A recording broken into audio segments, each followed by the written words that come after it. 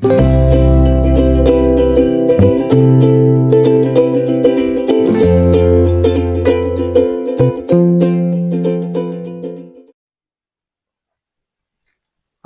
আলাইকুম।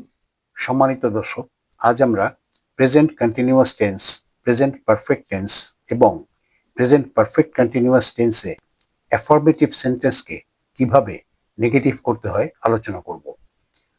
আলোচনার পর থাকবে অনুশীলনের জন্য একটি প্যারাগ্রাফ এবং সেটির ভাব অনুবাদ। দর্শক, চলুন আলোচনা শুরু করা যাক। সেন্টেন্সকে নেগেটিভ করার নিয়ম। প্রেজেন্ট কন্টিনিউয়াস টেন্সে এম অথবা ইজ অথবা আর এর পর নট বসিয়ে অ্যাফার্মেটিভ সেন্টেন্সকে নেগেটিভ করতে হয়। উদাহরণ: I am not running now, he is not buying vegetables, we are not studying, you are not singing now. Present perfect টেন্সে হ্যাজ অথবা হ্যাভ এর পর নট বসিয়ে অ্যাফার্মেটিভ সেন্টেন্সকে নেগেটিভ করতে হয়। উদাহরণ: I have not taken a rest. Kamal has not read a book. He has not done his work. They have not eaten rice. You have not shown me the book. Present perfect continuous tenseও has অথবা have এর পর not বসিয়ে affirmative সেন্টেন্সকে negative করতে হয়। উদাহরণ: I have not been playing for an hour.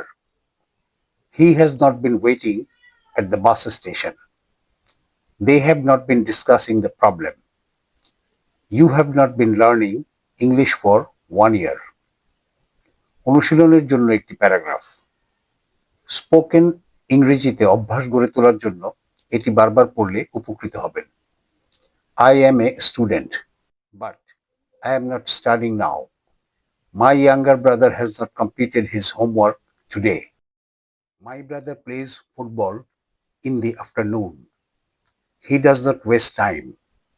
My sister has not been attending music class since last Sunday.